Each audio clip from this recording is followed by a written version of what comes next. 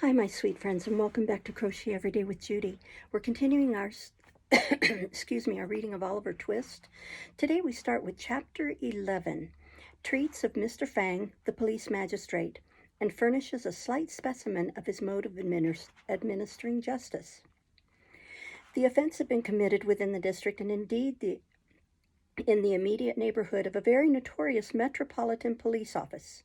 The crowd had only the satisfaction of accompanying Oliver through 2 or 3 streets and down a place called Mutton Hill, where he was led beneath a low archway and up a dirty court into this dispensary of summary justice by the back way. It was a small paved yard into which they turned, and here they encountered a stout man with a bunch of whiskers on his face and a bunch of keys in his hand. "What's the matter now?" said the man carelessly. "A young fogle hunter," replied the man who had Oliver in charge. "Are you the party that's been robbed, sir?" inquired the man with the keys. "Yes, I am," replied the old gentleman, "but I am not sure that this boy actually took the handkerchief. I would rather not press the case." "Must go before the magistrate now, sir," replied the man. "His worship will be disengaged in half a minute. Now, young Gallows." This was an invitation for Oliver to enter through a door which he unlocked as he spoke, and which led into a stone cell. Here he was searched, and nothing being found upon him, locked up. This cell was in shape and size something like an area cellar, only not so light. It was most intolerably dirty, for it was Monday morning, and it had been tenanted by 6 drunken people who had been locked up elsewhere since Saturday night. But this is little. In our station houses, men and women are every night confined on the most trivial charges. The word is worth noting, in dungeons, compared with which those in Newgate, occupied by the most atrocious felons, tried, found guilty, and under sentence of death, are palaces. Let any man who doubts this compare the two. The old gentleman looked almost as rueful as Oliver when the key grated in the lock. He turned with a sigh to the book which had been the innocent cause of all this disturbance. "There is something in that boy's face," said the old gentleman to himself as he walked slowly away, tapping his chin with the cover of the book in a thoughtful manner. "Something that touches and interests me. Can he be innocent? He looked like—" "By the by," exclaimed the old gentleman, halting very abruptly and staring up into the sky, "bless my soul, where have I seen something like that look before?" After musing for some minutes, the old gentleman walked with the same meditative face into a back anteroom opening from the yard, and there, retiring into a corner, called up before his mind's eye a vast amphitheater of faces over which a dusky curtain had hung for many years. "No," said the old gentleman, shaking his head, "it must be imagination." He wandered over them again. He had called them into view, and it was not easy to replace the shroud that had so long concealed them. There were the faces of friends and foes, and of many that had been almost strangers peering intrusively from the crowd. There were the faces of young and blooming girls that were now old women. There were faces that the grave had changed and closed upon, but which the mind, superior to its power, still dressed in their old freshness and beauty, calling back the luster of the eyes, the brightness of the smile, the beaming of the soul through its mask of clay, and whispering of beauty beyond the tomb, changed but to be heightened, and taken from earth only to be set up as a light to shed a soft and gentle glow upon the path to heaven. But the old gentleman could recall no one countenance of which Oliver's features bore a trace. So he heaved a sigh over the recollections he had awakened, and being happily for himself an absent old gentleman, buried them again in the pages of the musty book. He was roused by a touch on the shoulder and a request from the man with the keys to follow him into the office. He closed his book hastily and was at once ushered into the imposing presence of the renowned Mr. Fang. The office was a front parlor with a paneled wall.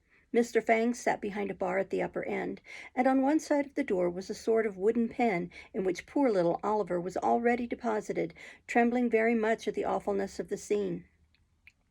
Mr. Fang was a lean, long-backed, stiff-necked, middle-sized man with no great quantity of hair and what he had growing on the back and sides of his head. His face was stern and much flushed. If he were not really in the habit of drinking rather more than was exactly good for him, he might have brought an action against his countenance for libel, and have recovered heavy damages. The old gentleman bowed respectfully, and advancing to the magistrate's desk, said, suiting the action to the word, "That is my name and address, sir." He then withdrew a pace or two, and with another polite and gentlemanly inclination of the head, waited to be questioned.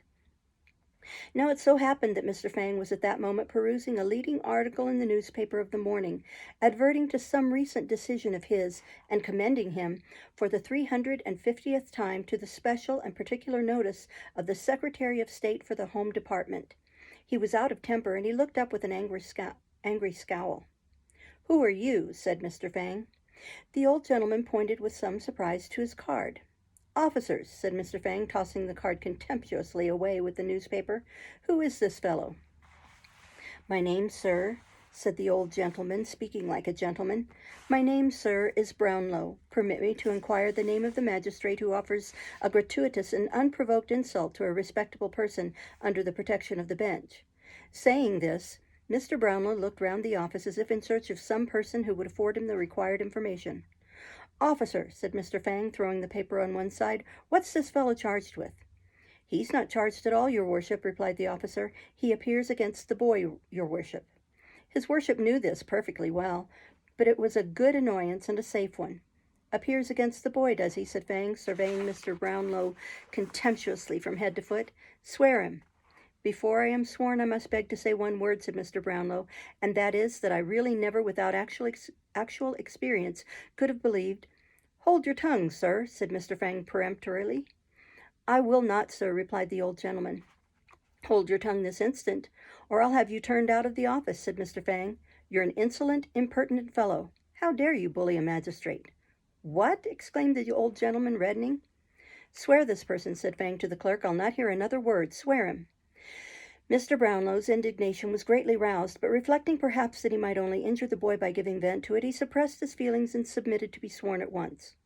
"Now," said Fang, "what's the charge against this boy? What have you got to say, sir?" "I was standing at a bookstall," Mr. Brownlow began. "Hold your tongue, sir," said Mr. Fang. "Policeman, where's the policeman? Here, swear this policeman. Now, policeman, what is this?" The policeman, with becoming humility, related how he had taken the charge, how he had searched Oliver and found nothing on his person, and how that was all he knew about it. "Are there any witnesses?" inquired Mr. Fang. "None, your worship," replied the policeman. Mr. Fang sat silent for some minutes, and then turning round to the prosecutor, said in a towering passion, "Do you mean to state what your complaint against this boy is, fellow, or do you not? You have been sworn. Now, if you stand there refusing to give evidence, I'll punish you for disrespect to the bench. I will by what or by whom nobody knows," for the clerk and jailer coughed very loud just at the right moment, and the former dropped a heavy book upon the floor, thus preventing the word from being heard, accidentally, of course. With many interruptions and repeated insults, Mr. Brownlow contrived to state his case, observing that, in the surprise of the moment, he had run after the boy because he saw him running away, and expressing his hope that, if the magistrate should believe him, although not actually the thief, to be connected with thieves, he would deal as leniently with him as justice would allow. "He has been hurt already," said the old gentleman in conclusion, "and I fear," he added with great energy, looking toward the bar, "I really fear that he is very ill." "Oh, yes, I dare say," said Mr. Fang with a sneer. "Come, none of your tricks here, you young vagabond. They won't do. What's your name?" Oliver tried to reply, but his tongue failed him. He was deadly pale, and the whole place seemed turning round and round. "What's your name, you hardened scoundrel?" demanded Mr. Fang. "Officer, what's his name?" This was addressed to a bluff old fellow in a striped waistcoat who was standing by the bar. He bent over Oliver and repeated the inquiry, but finding him really incapable of understanding the question, and knowing that his not replying would only infuriate the magistrate the more and add to the severity of his sentence, he hazarded a guess. "He says his name's Tom White, your worship," said this kind-hearted thief-taker. "Oh, he won't speak out, won't he?" said Fang. Very well, very well. Where does he live?" "Where he can, your worship," replied the officer, again pretending to receive Oliver's answer. "Has he any parents?" inquired Mr. Fang. "He says they died in his infancy, your worship," replied the officer, hazarding the usual reply. At this point of the inquiry, Oliver raised his head, and looking round with imploring eyes, murmured a feeble prayer for a draught of water. "Stuff and nonsense," said Mr. Fang. "Don't try to make a fool of me." "I think he really is ill, your worship," remonstrated the officer. "I know better," said Mr. Fang. "Take care of him, officer," said the old gentleman, raising his hands instinctively. "He'll fall down." "Stand away, officer," cried Fang. "Let him, if he likes." Oliver availed himself of the kind permission and fell heavily onto the floor in a fainting fit. The men in the office looked at each other, but no one dared to stir. "I knew he was shamming," said Fang, as if this were incontestable proof of the fact. "Let him lie there. He'll soon be tired of that." How do you propose to deal with the case, sir? Inquired the clerk in a low voice. Summarily, replied Mr. Fang. He stands committed for 3 months. Hard labor, of course. Clear the office. The door was opened for this purpose, and a couple of men were preparing to carry the insensible boy to his cell, when an elderly man of decent but poor appearance, clad in an old suit of black, rushed hastily into the office and advanced toward the bench. Stop, stop, don't take him away. Excuse me. For heaven's sake, stop a moment, cried the newcomer, breathless with haste. Although the presiding genii in such an office as this exercise a summary and arbitrary power over the liberties, the good name, the character, almost the lives of Her Majesty's subjects, especially of the poorer class, and although within such walls enough fantastic tricks are daily played to make the angels blind with weeping, they are closed to the public save through the medium of the daily press. Mr. Fang was consequently not a little indignant to see an unbidden guest enter in such irreverent disorder. What is this? Who is this? Turn this man out. Clear the office, cried Mr. Fang. I will speak, cried the man. I will not be turned out. I saw it all. I keep the bookstall. I demand to be sworn. I will not be put down. Mr. Fang, you must hear me. You must not refuse, sir. The man was right. His manner was bold and determined, and the matter was growing rather too serious to be hushed up. Swear the fellow, growled Fang with a very ill grace. Now, man, what have you got to say? This, said the man, I saw 3 boys, 2 others, and the prisoner here, loitering on the opposite side of the way when this gentleman was reading. The robbery was committed by another boy. I saw it done, and I saw that this boy was perfectly amazed and stupefied by it. Having by this time recovered a little breath, the worthy bookstall keeper proceeded to relate in a more coherent manner the exact circumstances of the robbery. Why didn't you come here before? Said Fang, after a pause. I hadn't a soul to mind the shop, replied the man. Everybody who could have helped me had joined in the pursuit. I could get nobody till 5 minutes ago, and I've run here all the way. The prosecutor was reading, was he? Inquired Fang after another pause. Yes, replied the man, the very book he has in his hand. Oh, that book, eh? Said Fang. Is it paid for? No, it is not, replied the man with a smile. Dear me, I forgot all about it, exclaimed the absent old gentleman innocently. A nice person to prefer a charge against a poor boy, said Fang with a comical effort to look humane. I consider, sir, that you have obtained possession of that book under very suspicious and disreputable circumstances, and you may think yourself very fortunate that the owner of the property declines to prosecute. Let this be a lesson to you, my man, or the law will overtake you yet. The boy is discharged. Clear the office. Damn me, cried the old gentleman, bursting out with the rage he had kept down so long. Damn me, I'll— Clear the office, said the magistrate. Officers, do you hear? Clear the office. The mandate was obeyed, and the indignant Mr. Brownlow was conveyed out with the book in one hand and the bamboo cane in the other in a perfect frenzy of rage and defiance. He reached the yard, and it vanished in a moment. Little Oliver Twist lay on his back on the pavement with his shirt unbuttoned and his temples bathed with water, his face a deadly white and a cold tremble convulsing his whole frame. Poor boy, said Mr. Brownlow, bending over him. Call a coach, somebody, pray, directly. A coach was obtained, and Oliver, having been carefully laid on one seat, the old gentleman got in and sat himself on the other. May I accompany you? Said the bookstall keeper, looking in. Bless me, yes, my dear friend, said Mr. Brownlow quickly. I forgot you. Dear, I have this unhappy book still. Jump in, poor fellow, there's no time to lose. The bookstall keeper got into the coach, and away they drove. Chapter 12. In which Oliver is taken better care of than he ever was before, and in which the narrative reverts to the merry old gentleman and his youthful friends.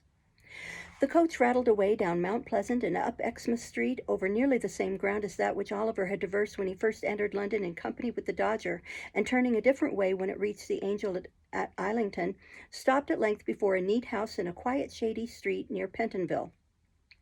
Here a bed was prepared without loss of time, in which Mr. Brownlow saw his young charge carefully and comfortably deposited, and here he was tended with a kindness and solicitude that knew no bounds. But for many days Oliver remained insensible to all the goodness of his new friends. The sun rose and sunk again, and many times after that, and still the boy lay stretched on his uneasy bed, dwindling away beneath the dry and wasting heat of fever. The worm does not his work more surely on the dead body than does this slow creeping fire upon the living frame. Weak and thin and pallid, he awoke at last from what seemed to have been a long and troubled dream. Feebly raising himself in the bed with his head resting on his trembling arm, he looked anxiously round. What room is this? Where have I been brought to? Said Oliver. This is not the place I went to sleep in. He uttered these words in a feeble voice, being very faint and weak, but they were overheard at once, for the curtain at the bed's head was hastily drawn back, and a motherly old lady, very neatly and precisely dressed, rose as she withdrew it from an armchair close by in which she had been sitting at needlework. "Hush, my dear," said the old lady softly. "You must be very quiet, or you will be ill again. And you have been very bad as bad could be, pretty nigh. Lie down again, there's a dear." With these words, the old lady very gently placed Oliver's head upon the pillow, and smoothing back his hair from his forehead, looked so kindly and lovingly in his face that he could not help placing his little withered hand in hers and drawing it round his neck. "Save us," said the old lady, with tears in her eyes. "What a grateful little dear it is. Pretty creature. What would his mother feel if she had sat by him as I have and could see him now?" "Perhaps she does see me," whispered Oliver, folding his hands together. "Perhaps she has sat by me. I almost feel as if she had." "That was the fever, my dear," said the old lady mildly. "I suppose it was," replied Oliver, "because heaven is a long way off, and they are too happy there to come down to the bedside of a poor boy.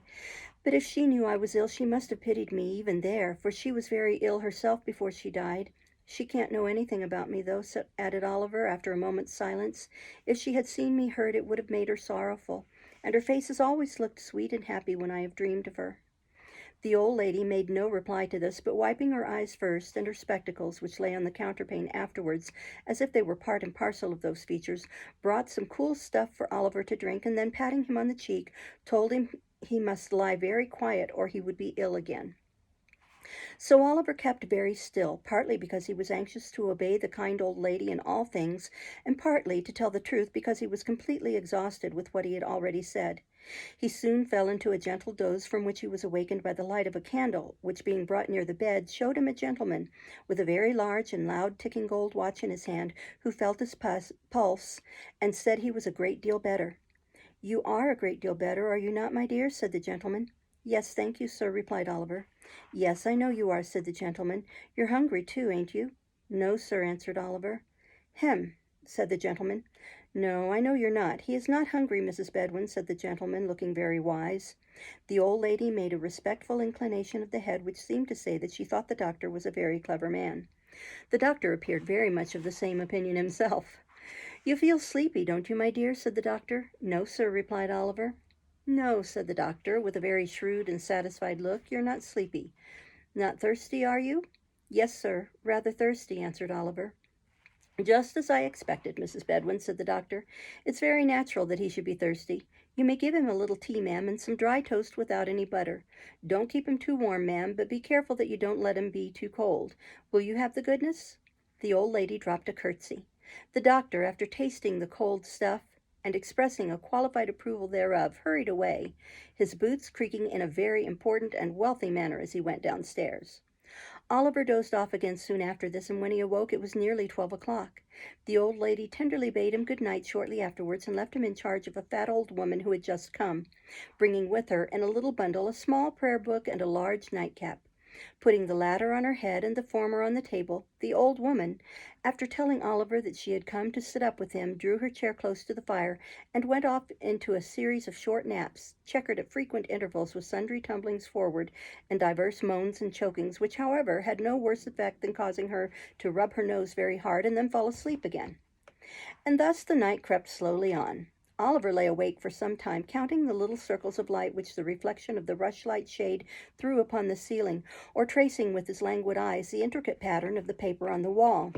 The darkness and the deep stillness of the room were very solemn, and as they brought into the boy's mind the thought that death had been hovering there for many days and nights, and might yet fill it with the gloom and dread of his awful presence, he turned his face upon the pillow and fervently prayed to heaven.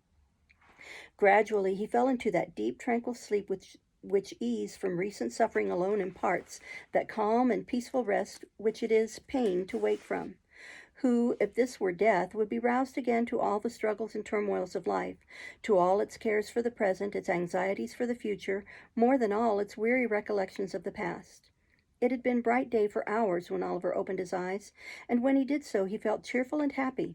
The crisis of the disease was safely past. He belonged to the world again. In 3 days' time he was able to sit in an easy chair, well propped up with pillows, and as he was still too weak to walk, Mrs. Bedwin had him carried downstairs into the little housekeeper's room which belonged to her, where, having sat him up by the fireside, the good old lady sat herself down too, and being in a state of considerable delight at seeing him so much better, forthwith began to cry most violently. "Never mind me, my dear," said the old lady.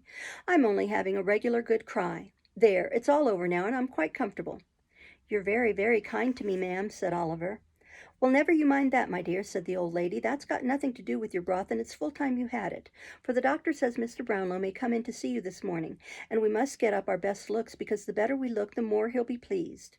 And with this, the old lady applied herself to warming up in a little saucepan a basin full of broth, strong enough to furnish an ample dinner, when reduced to the regulation strength, for 350 paupers at the very lowest computation. "Are you fond of pictures, dear?" inquired the old lady, seeing that Oliver had fixed his eyes most intently on a portrait which hung against the wall just opposite his chair. "I don't quite know, ma'am," said Oliver, without taking his eyes from the canvas. "I have seen so few that I hardly know. What a beautiful mild face that lady's is." "Ah," said the old lady, "painters always make ladies out prettier than they are, or they wouldn't get any custom, child. The man that invented the machine for taking likenesses might have known that would never succeed. It's a deal too honest, a deal," said the old lady, laughing very heartily at her own acuteness. Is that a likeness, ma'am?" said Oliver. "Yes," said the old lady, looking up for a moment from the broth. "That's a portrait."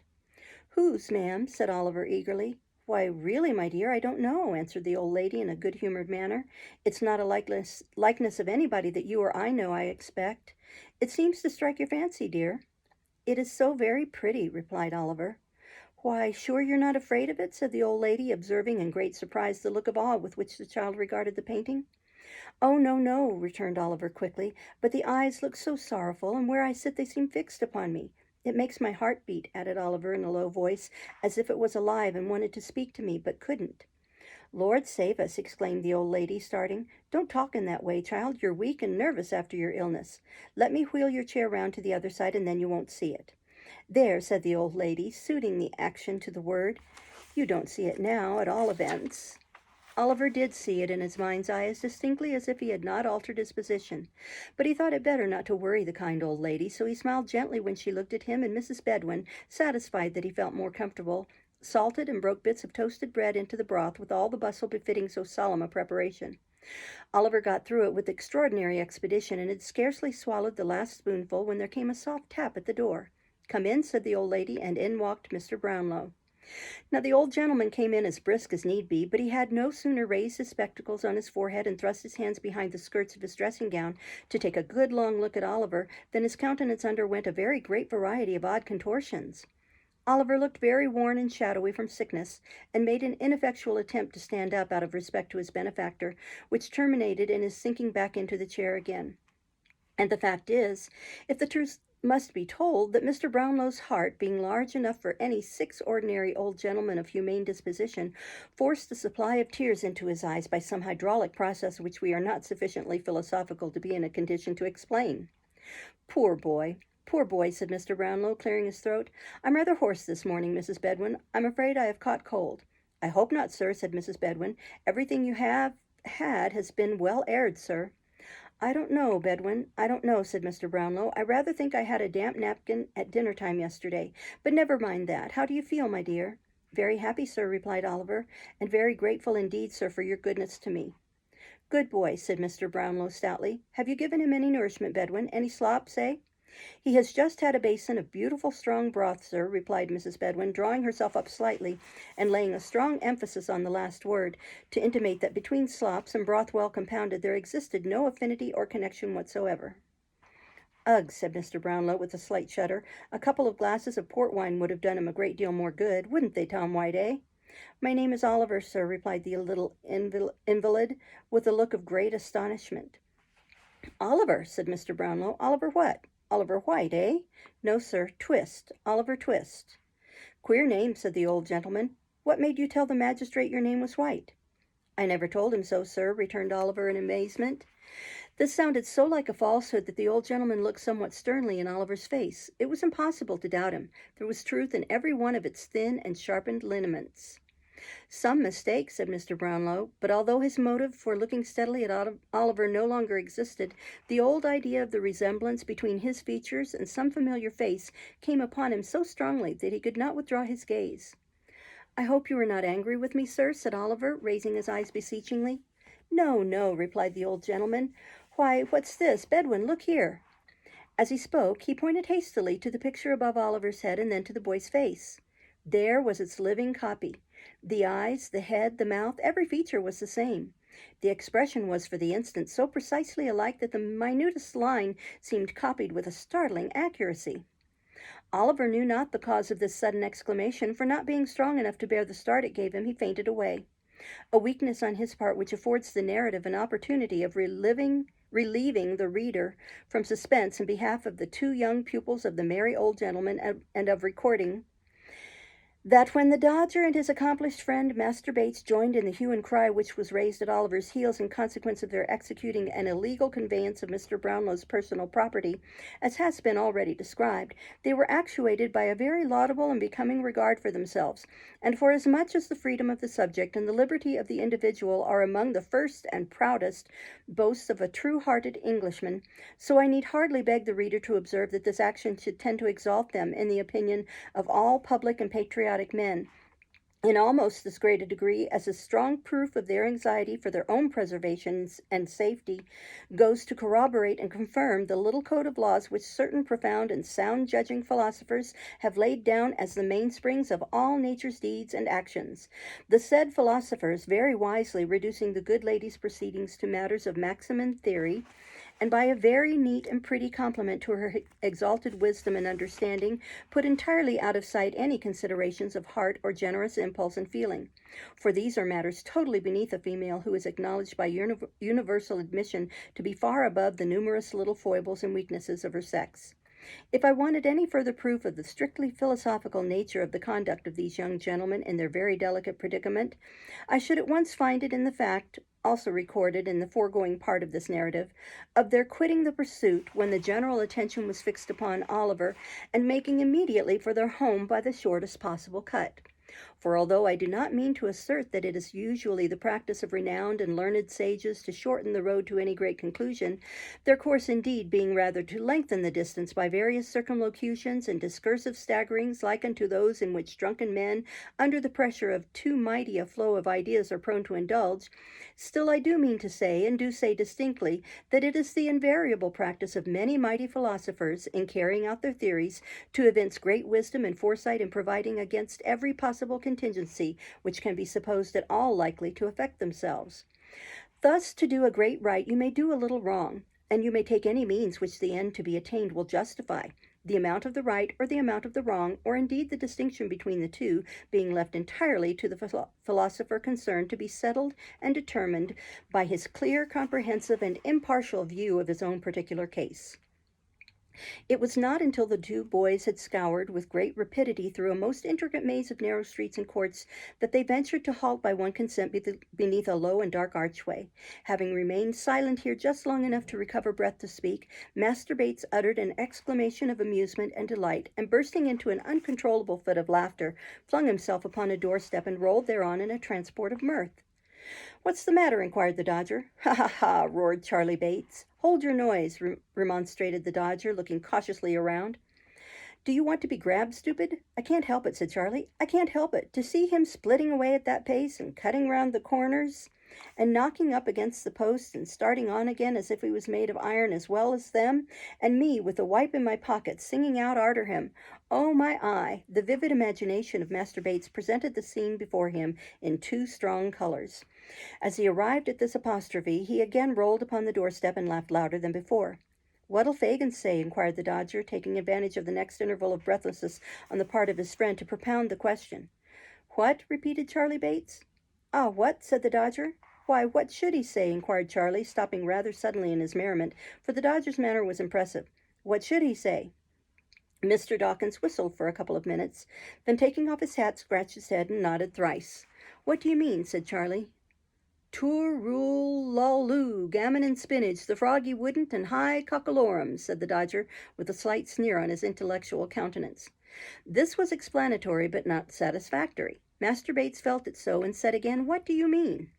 The Dodger made no reply, but putting his hat on again and gathering the skirts of his long-tailed coat under his arm, thrust his tongue into his cheek, slapped the bridge of his nose some half-dozen times in a familiar but expressive manner, and turning on his heel, slunk down the court. Master Bates followed with a thoughtful countenance.